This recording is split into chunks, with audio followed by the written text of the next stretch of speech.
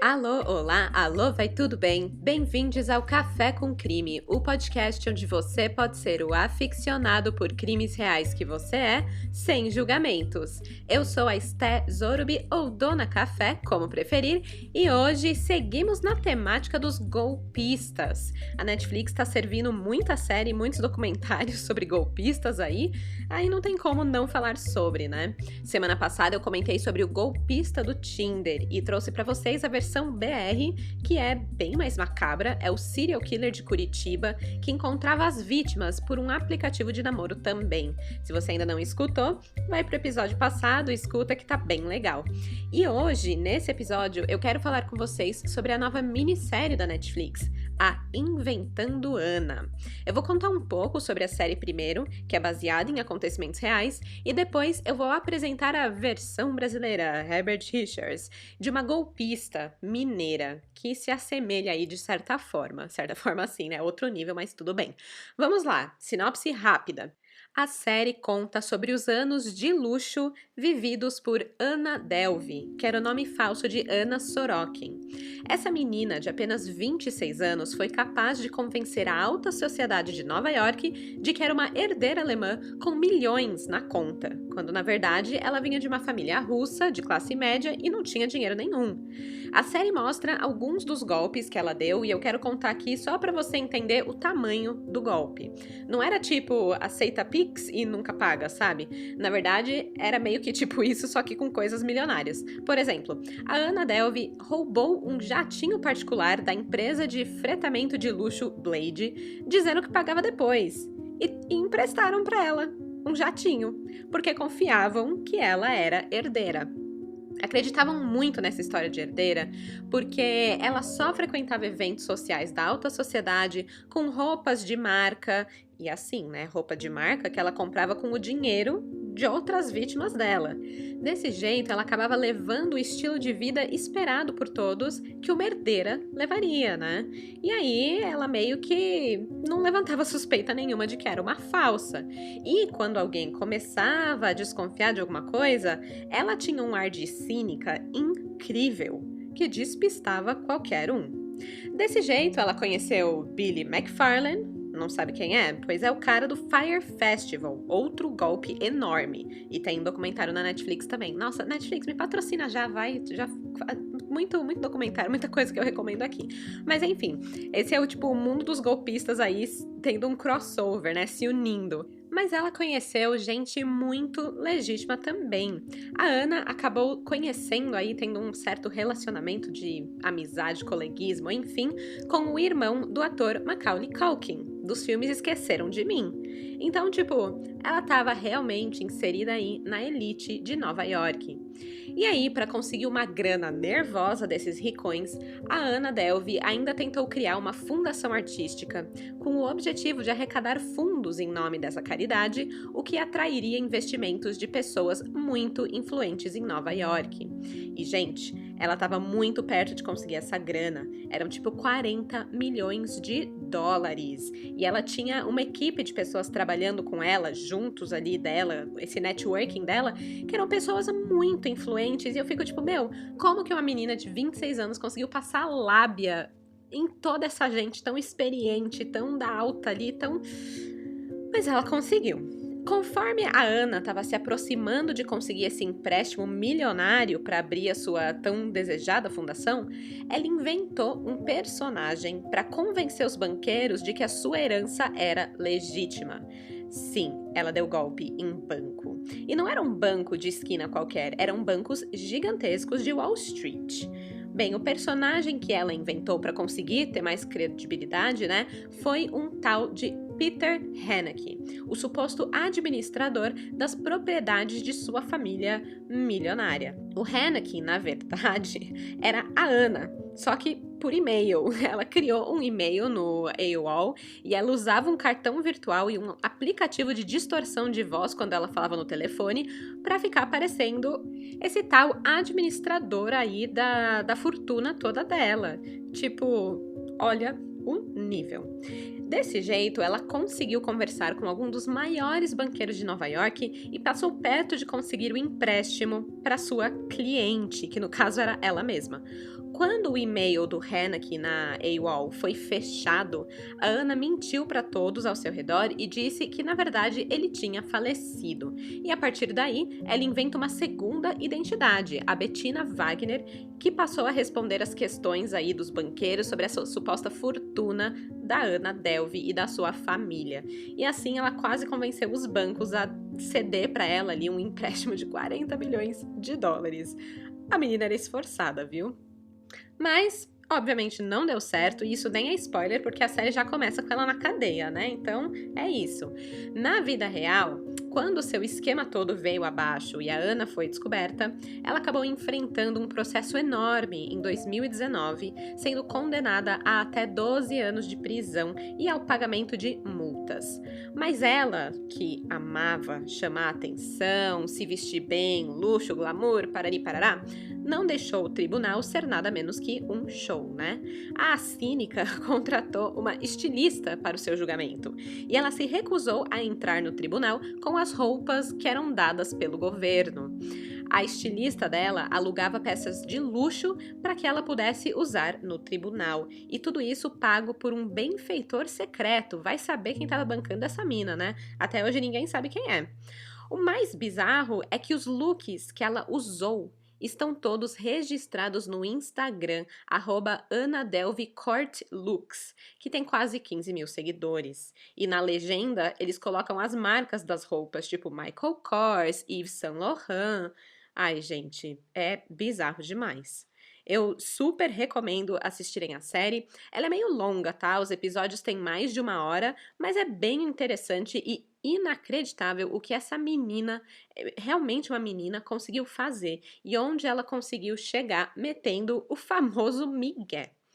Hoje em dia, a Ana Sorokin ela já cumpriu parte da sua pena e ganhou liberdade condicional em fevereiro de 2021. No entanto, 6 meses depois que ela foi solta, ela foi colocada novamente sob custódia, dessa vez pelo Departamento de Imigração dos Estados Unidos, já que o seu visto americano não estava mais valendo no país. Ela deveria ter voltado para a Alemanha, né, que é onde a sua família russa morava, mas ela continuou nos Estados Unidos e por isso foi presa por estar ilegal no país. E só mais uma última pincelada aqui na personalidade dela. Quando chamaram ela de psicopata, ela disse achar que isso era um elogio. Debochada que só, né? E falou isso para uma revista numa entrevista, assim, tipo, eu sou psicopata? Eu acho que isso é um elogio. Muito obrigada, viu? Tipo, sério. Bem, assistindo a série, vendo esse negócio de golpes e tudo mais, eu só conseguia pensar em uma pessoa. Ela, a Marta golpista. Ela tem o mesmo ar de cínica de Ana Sorokin, ela também ganhava a galera na lábia por se vestir bem, ter cara de rica e tal, mas a grande diferença é que aqui é Brasil, né? E a Marta golpista acabou virando meme. Sim, gente, crimes e memes, é isso. Ela também virou trending topics no Twitter, virou uma grande piada aqui para os brasileiros. Mas os seus crimes, eles foram bem reais e foram muitos. Além de que, no fundo, a Marta golpista, ela tinha ali as suas próprias questões, né? Que eu vou falar um pouco mais sobre isso. E aí toda essa questão dela ter virado meme acaba ficando um pouco pesado, digamos assim. Eu vou contar tudo pra vocês hoje, mas antes, né, aquele famoso merchan, mas hoje vai ser bem rapidinho, porque eu já falei demais, já contei uma série inteira aqui pra vocês, o caso da Ana Sorokin, então, rapidamente, esse recadinho aqui. Como vocês sabem, o Café com Crime é um podcast independente. Isso quer dizer que a maioria das coisas eu faço sozinha ou com a ajuda de pessoas que são voluntárias e maravilhosas. E não tenho, obviamente, né, patrocínios e nem nada, mas você pode ajudar o podcast a continuar de pé ao apoiar pela Orelo. Quem apoia ganha acesso a episódios exclusivos e ao grupo do WhatsApp dos crimezeiros, além de ganhar o meu coração, né?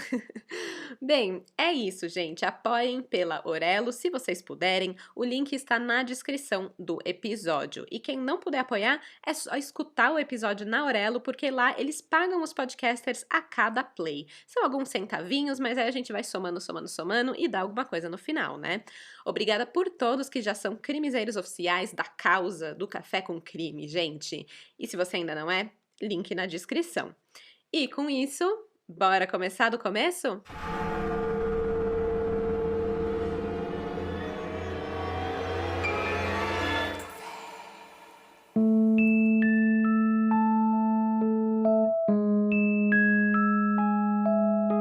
ano é 2014 e estamos em Uberlândia, Minas Gerais, o segundo maior município de Minas com aproximadamente 700 mil habitantes. E foi lá que uma sequência de golpes começou a ocorrer sem que os comerciantes locais conseguissem deter a ladra que os roubava. A primeira empresária a registrar um boletim de ocorrência foi Kellen Santos Vatassi. Ela era dona de uma loja de roupas no bairro Lídice e na época perdeu R$ 2.000 para uma golpista. Acontece que um dia entra em sua loja uma mulher muito bem vestida e que mostrava conhecimento sobre as marcas de roupas disponíveis na loja. O que a aparência não faz, né? A mulher realmente tinha cara de nobre. Por sinal, eu já vi algumas pessoas comparando ela com a Olivia Colman. Conhecem? É a atriz que ganhou o Oscar, que já fez recentemente o filme Filha Perdida. Ela também fez a Rainha Elizabeth em The Crown. Pois é, a cara da elegância.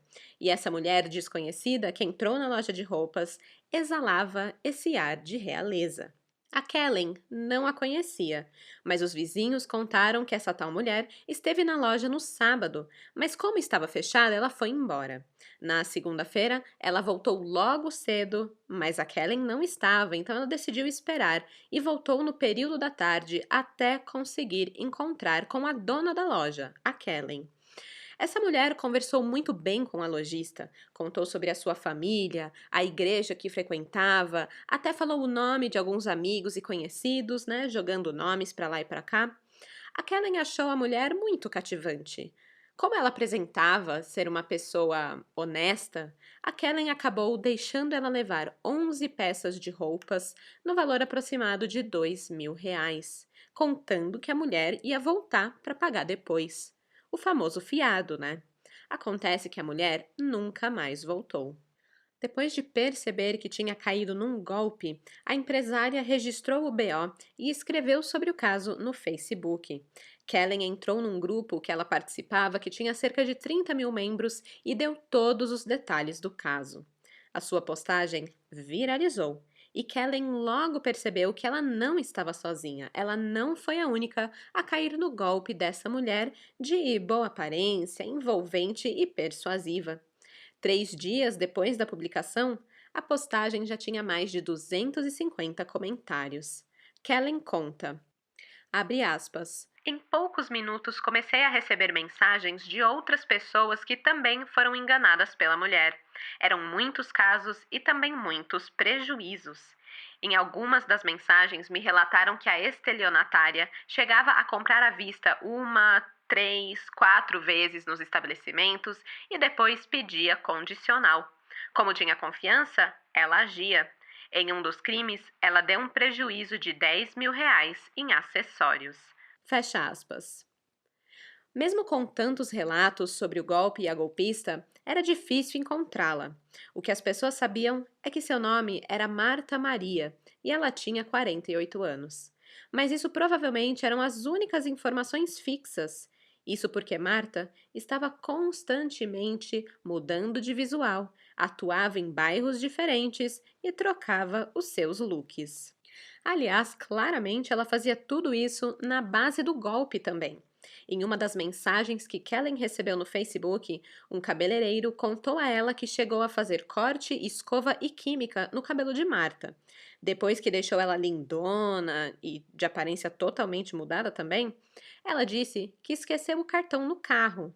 E aí, fugiu. Marta já tinha sido ruiva e loira e nunca se sabia como ela apareceria no próximo golpe.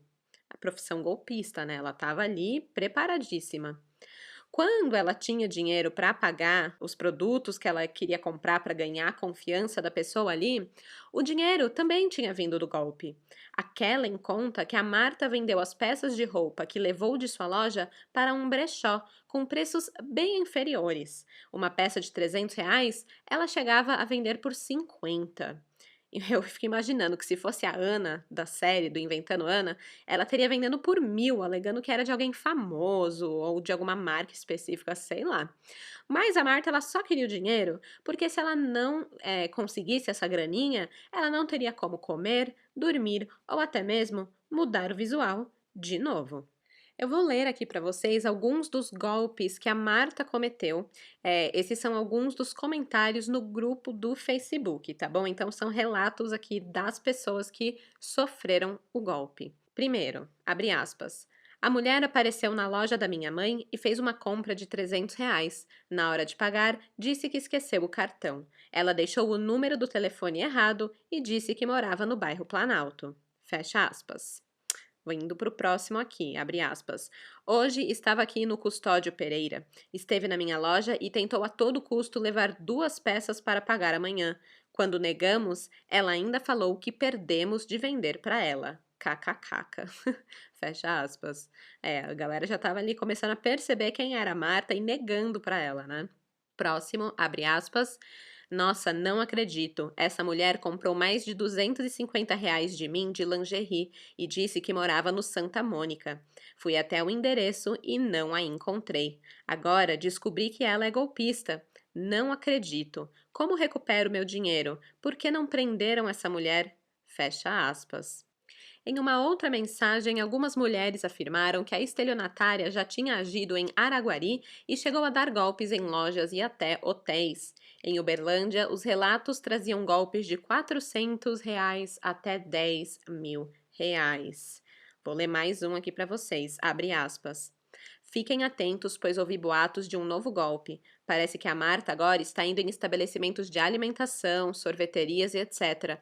Ela passa o cartão, mas finge que esqueceu a senha. Diz que vai tirar dinheiro e não volta mais, fazendo boquinha de graça. Fecha aspas. E aqui, vindo para um dos últimos relatos que eu vou ler, é o moço do cabelo, tadinho dele. Abre aspas. Pessoal, se vocês conhecem essa pessoa, me avisem, por favor. Chegou no meu salão, no bairro São Jorge, falou que era da igreja Shalom e arrumou o cabelo. Comprou várias mercadorias, pediu para assinar promissória. Mentiu nome e endereço e o telefone não existe. Ela falou que tem 51 anos. Por favor, o prejuízo foi grande. Quem conhecer ela, entre em contato comigo. Fecha aspas.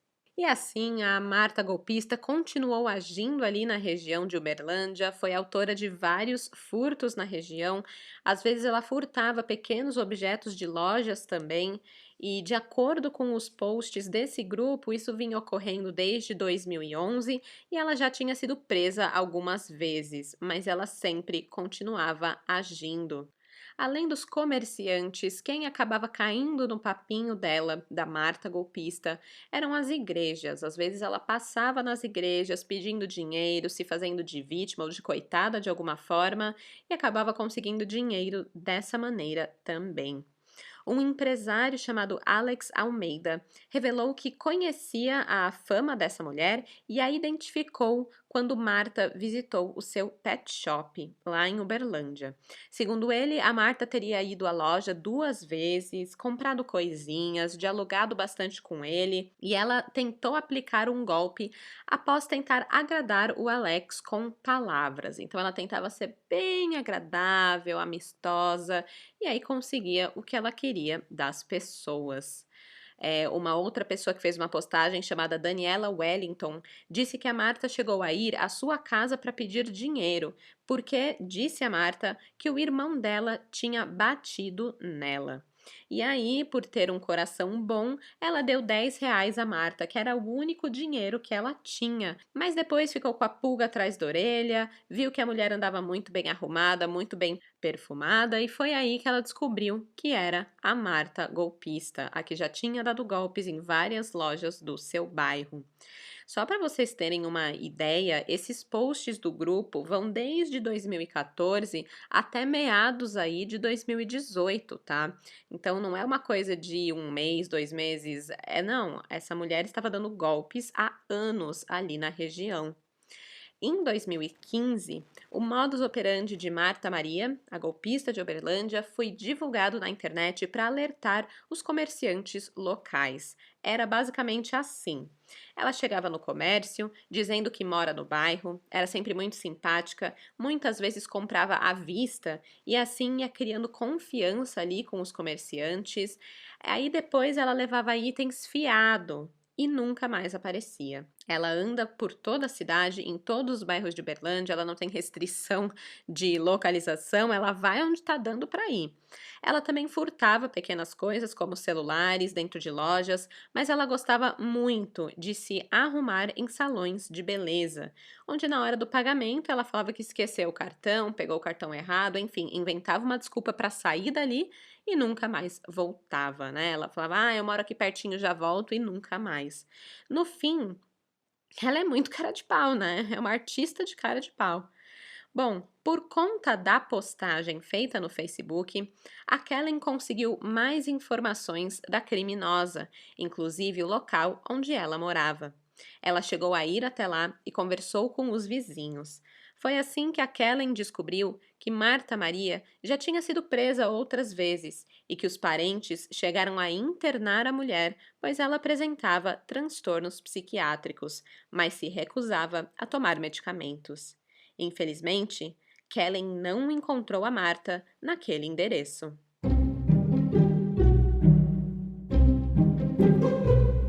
Em 2017, a Polícia Civil informou ao público que haviam registros contra Marta Maria desde 2007, 10 anos de golpe. Além disso, Marta carregava nas costas 3 inquéritos policiais por estelionato e um por falsa identidade. Mas até então, ninguém conseguia encontrar Marta. E também não adiantava processar a mulher. O advogado Diego Santos Alves foi representante de uma loja que denunciou Marta por falta de pagamento, de uma nota promissória, e de acordo com ele, o processo foi iniciado em 2014. Ele diz, abre aspas, entramos com o processo para que ela pagasse a dívida, mas não adiantou. Ninguém viu o dinheiro e a loja já encerrou suas atividades. Fecha aspas. No processo, que foi disponibilizado pelo Tribunal de Justiça de Minas Gerais, uma sentença assinada em 2015 encerrou a ação por devedor não encontrado. Mas o povo não estava afim de deixar barato, não. E aí rolou uma espécie de união online para monitorar a Marta golpista em Uberlândia. E nesse ponto aqui, eu senti uma vibe meio Don't Fuck With Cats. Eu não sei se vocês já viram, mas é um documentário da Netflix sobre uma caçada online que rolou para prender um matador de gatos. Um cara que postava vídeos matando gatos online.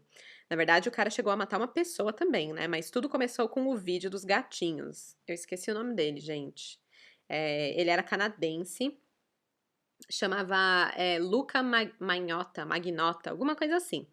Então, aí com essa história toda, um grupo no Facebook também começou a procurar por esse cara, e aí no grupo compartilhavam informações, tentavam descobrir onde que ele gravava os vídeos, usando o Google Maps e detalhes que eles viam na câmera. É bem louco, assim, e eles acabaram achando o cara. É bem legal, também recomendo aí pra quem quiser ver. E meio que rolou essa união, essa caçada online pela Marta golpista também.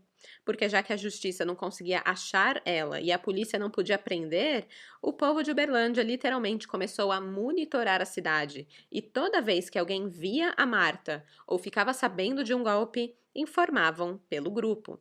Começaram a surgir fotos da Marta em ruas, lojas, supermercados e até dentro do busão. Filmavam ela sem dó, sempre descrevendo para onde ela estava indo e em que bairro ela se encontrava, que cor de cabelo que ela estava usando. Dessa forma, meio que ficou impossível ela se esconder. Em uma das postagens, um perfil do Facebook escreveu, abre aspas, Marta golpista dentro do ônibus que vai para o distrito de Miraporanga.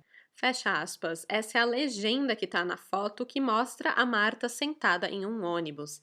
Em um outro relato, um usuário aponta a presença de Marta em um supermercado com um novo visual. Ele fala assim, abre aspas, Marta agora de madeixas castanhas no Smart Super Maxi do Santo Inácio. Fecha aspas. E aí também a foto dela com o cabelo novo, né? Um outro post fala que Marta estava na Floriano Peixoto 1945, dando golpe no moço dos móveis usados. Eu espero que tenham avisado o moço também, né? E não só postado isso no grupo e sai andando.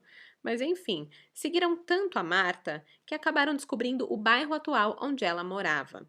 Num post tá escrito assim, abre aspas, Ela mora no bairro Planalto e sempre está no terminal onde pega ônibus para aplicar seus golpes. Eu a vi tentando vender uma base Mary Kay para uma senhora. Fecha aspas. Tadinha, se a mulher estivesse tentando recomeçar a vida e ser honesta vendendo cosméticos, já iam estar falando que era golpe também. Mas enfim, não era só uma foto de Marta e localizações, né, de onde que a golpista estava. Não era só isso que tinha no grupo. Tinha gente que interagia com a Marta, que dava uma provocada nela quando via ela na rua. Tipo essa daqui, abre aspas. Gente, a Marta agora no centro, na Quintino Bocaiúva. Falei, Marta, onde você vai dar golpe agora? E ela falou, vai se catar. Ela estava pedindo dinheiro para uns homens na rua, falando que era de Araguari e tinha sido assaltada. Fecha aspas. Pois é, o pessoal começou a ficar ousado e tirava uma onda com a golpista. Olha esse aqui é de abril de 2018. Abre aspas. Gente, a Marta golpista está no Roosevelt. Bateu aqui em casa. Vagabunda querendo me dar golpe de novo. Briguei com ela. Fecha aspas. Incrível como a Marta parecia estar em todos os lugares, mas ao mesmo tempo em lugar nenhum. Ela se escondia da justiça, da polícia, mas da galera toda da internet, ninguém escapa da internet, né? Mas ao que tudo indica, ela não estava muito interessada assim em se esconder. A Marta golpista, assim como a Ana Delvey, parecia ser uma baita de uma cínica. Na época, ela foi entrevistada pela jornalista Cássia Bonfim. A jornalista conta, abre aspas, eu recebi uma informação de fontes de que essa mulher estaria aplicando o famoso 171, o golpe. Fuça daqui e ali e conseguimos falar com ela. Mas ela é tão cínica. Ela falou, eu não enganei ninguém não. Assim, foi um caso que seria cômico se não fosse trágico. Fecha aspas. Durante a entrevista, a Marta diz que as pessoas venderam os produtos para ela na confiança e agora estavam acusando ela de estelionato. Quando a jornalista aperta e pergunta se ela pagou, a Marta diz: não, não paguei. Esse fato de que documento e nome falso e tal não existe. Isso é mentira. Fecha aspas. Ou seja, ela meio que muda de assunto, fala outra coisa e leva a entrevista para outro lado, né? A Cássia também pergunta se a Marta se considera esperta. Eu vou tocar aqui o trecho com a resposta da Marta. Fui autêntica, verdadeira, não fui... Fui eu mesma. Outro repórter que conseguiu conversar com Marta foi o Everton Fernandes. Ele a encontrou andando pelo centro de Uberlândia e aproveitou para fazer algumas perguntas. O Everton pergunta se ela está gostando da fama que ganhou e ela diz, abre aspas, não dá nem para explicar por que as pessoas fazem isso. Acho que se cada um cuidasse da vida, Deus fala isso mesmo, que cada um tem uma vida para cuidar dela. Eu acho que é uma invasão, é algo que se divertem com isso, é algo ruim. Há meios legais para as pessoas resolverem isso. Tem a justiça, tem advogado, mas resolveram partir para um lado braçal, físico, que eu acho que não é assim. Eu devo, sim, mas acho que nada justifica isso. Fecha aspas. Apesar das brincadeiras que ela escutava diariamente pela cidade, a Marta garantiu que já conseguiu superar isso e não deixa de sair de casa por conta desses memes na internet. E é verdade, a Marta ela era vista constantemente, prova que o grupo do Facebook estava sempre na ativa, postando se ela estava no mercado, no restaurante, em lojas. E acabou que não eram só jornalistas que abordavam a Marta na rua para trocar uma ideia. As pessoas começaram a fazer o mesmo. Eu vou colocar aqui alguns trechos de áudio retirados de vídeos da Marta que foram postados no Twitter Acervo Marta Golpista. Todas essas falas aqui são da própria Marta Maria, olhando direto para a câmera dos cidadãos que a perseguiam na rua para postar na internet. Eu vou tomar essa cidade inteira nas minhas mãos. Você quer ver se eu não vou? Porque eu fui corajosa. Você vai ver se eu não vou tomar. Eu não sou avarenta, não sou apegada a nada, eu não sou materialista, não sou diante de Deus. Tu não é materialista? Eu estou de pé. Você vê, olha a multidão que me persegue nas redes sociais. Eu estou de pé, eu durmo, eu como, eu vou aonde eu quero, eu saio onde eu quero, eu vou. Eu não tenho medo, eu ando na cidade inteira, eu sei quem está. Se ele me pedir tudo que eu tenho, eu dou. Eu dou. Você sabe por Mas quê? depois tu consegue tudo de novo. Exato, porque eu tenho esse desprendimento de me lançar, de me doar. Nunca vai me faltar. Eu vou ajudar pessoas que estão sofrendo, que estão bebendo, que estão fumando, que estão aí se prejudicando a si mesmo. Você é caloteira e não assume, Marta. Eu já tô estressada mesmo, tantas as pessoas se levantar contra mim. Se levantar contra mim por causa de dinheiro? Escuta eu te falar. Por causa de dinheiro? Eu espero que tenha dado para ouvir certinho o que ela fala. Alguns não estão muito legais, né, o áudio, mas basicamente ela não assume que deu golpe em ninguém. Ela diz que é desapegada de bens materiais e que vai ajudar quem precisa, que ela é uma filântropa, né? Ela ainda acusa as pessoas de a perseguirem e diz que já está estressada com tantas acusações infundadas das pessoas. E em um momento de raiva ali, ela diz que vai tomar a cidade toda, porque é uma mulher corajosa. Essa é a Marta, né? A Marta que a gente vê em frente às câmeras quando ela é abordada nas ruas. As postagens, esses vídeos de Marta, acabaram, né, viralizando. Claro, o Brasil é um meme ambulante, né? Faz meme com desgraça porque é melhor rir do que chorar. A Marta acabou virando uma piada nas redes sociais e chegou até a estar nos Trending Topics do Brasil no Twitter. Tá cheio de paródia, de montagem, de meme na internet, basta dar um Google para ver até onde vai a criatividade do brasileiro. Mas é importante a gente entender também quem é a Marta Maria além do meme. Quem é essa mulher que conseguiu mobilizar uma cidade inteira em uma caçada contra ela, né? Uma mulher que persuadiu centenas de pessoas a darem bens materiais e dinheiro a ela.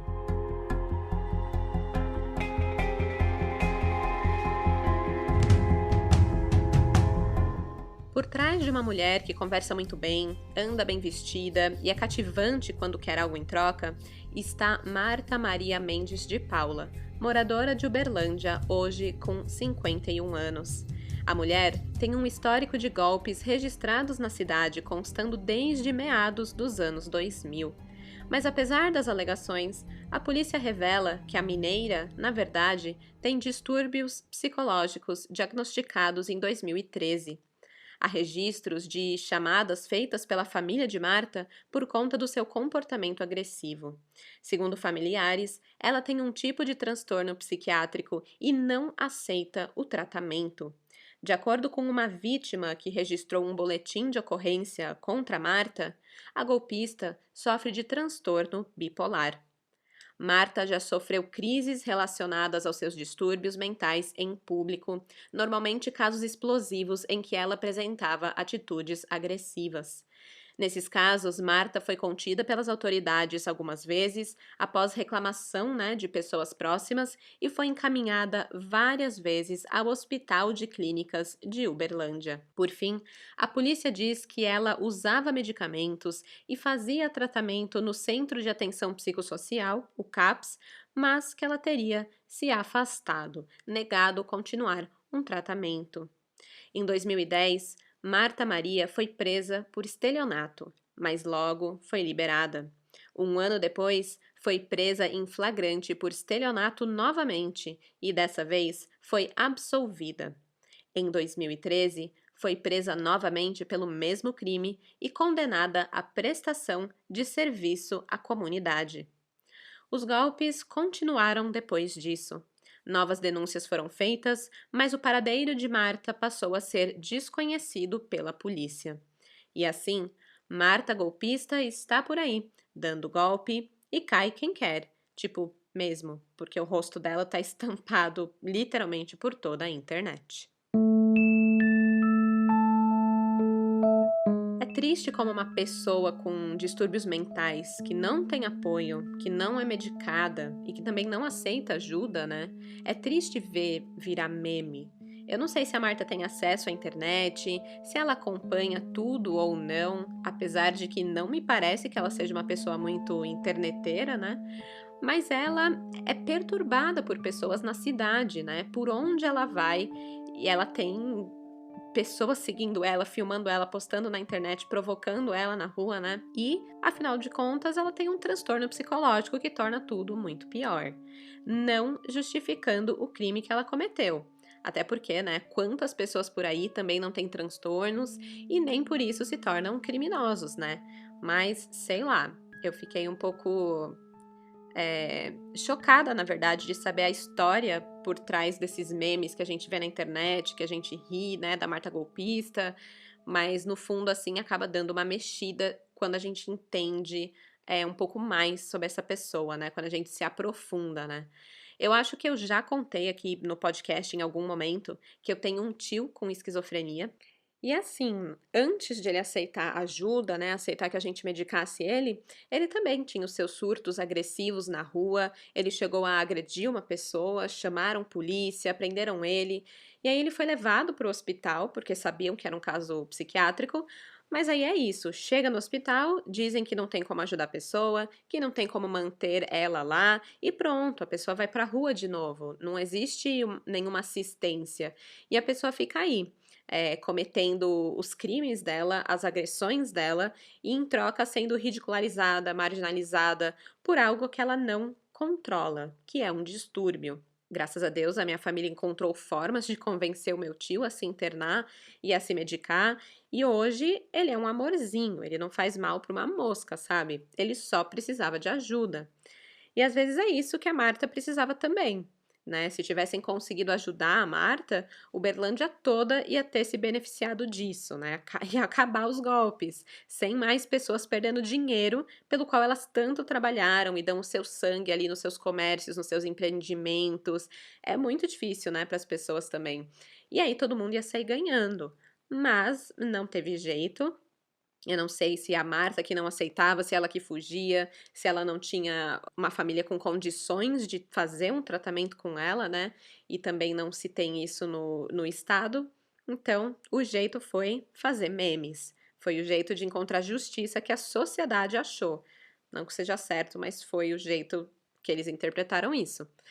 Enfim, só quis fazer essa reflexão aqui porque eu comecei o episódio, na verdade, quando eu recebi a pesquisa e fui lendo e tudo mais, eu falei, que engraçado, né? Uma golpista virou meme. E aí a gente sempre pensa, a pessoa é mó filha da puta, vamos zoar ela. Mas quando na verdade a gente vai se aprofundando, a gente vê que não é isso, né? Que não tem nada de engraçado. E aí é o que a jornalista falou, seria cômico se não fosse trágico, mas é um caso realmente trágico, onde a Marta não sai ganhando, onde os comerciantes não saem ganhando, é uma tragédia só, né? Mas enfim, qualquer dia eu chamo um psiquiatra forense aqui para conversar, porque esse tema é muito interessante, eu gosto muito dessa parte psicológica dos crimes e entender, né, até que ponto é personalidade, até que ponto é um distúrbio, a psiquiatria é índole da pessoa, entender quando, né, que a pessoa se torna inimputável pelo crime e quando, mesmo tendo um distúrbio, a pessoa ainda sabe distinguir o certo do errado e aí pode responder pelo crime que ela cometeu. Eu não sei qual que foi o caso da Marta, né, de novo, foi só eu e a minha cabeça aqui fazendo uma reflexão. Mas enfim, psiquiatras forenses, me mandem e-mail, eu tenho muita curiosidade sobre isso. Bem, minha gente, essa foi a história de Marta Golpista, a nossa versão brasileira do Inventando Ana, da Ana Delvey. Agora eu fiquei pensando, né, será que a Ana também não tinha alguma questão psiquiátrica? Tá aí algo que eu podia ter pesquisado antes de gravar o episódio, né? Eu ainda não terminei a série, então eu não sei se comentam algo por lá, mas eu vou terminar e aí eu vou pesquisar sobre isso. E se eu achar algo interessante sobre a Ana Delvey ou Sorokin, né? Ana Sorokin, que é o nome verdadeiro dela. Se eu achar algo interessante, eu posto lá nos stories do Instagram, no @café com crime. E aí, por falar no Instagram, amanhã, quinta-feira, eu vou postar as fotos do caso da Marta Golpista. Então, se você ainda não acompanha o @café com crime, você tá perdendo imagens, muitas imagens. Segue lá, curte as fotos e comenta comigo o que vocês acharam desse caso, desse episódio.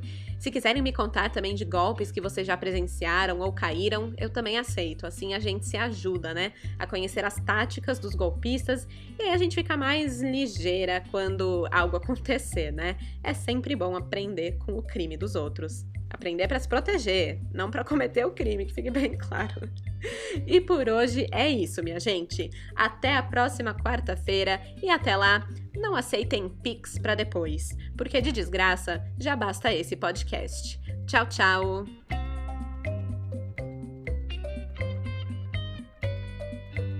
Esse episódio foi escrito, produzido, apresentado e editado por mim, Stephanie Zorbi, com pesquisa de Paula Montanha. As fontes utilizadas foram Extra, Globo, Metrópolis, Rápido no Ar, Catraca Livre, o Twitter, @MartaGolpista e @GolpesDeMarta, Blasting News, SBT, TV Vitoriosa, G1 e o grupo do Facebook.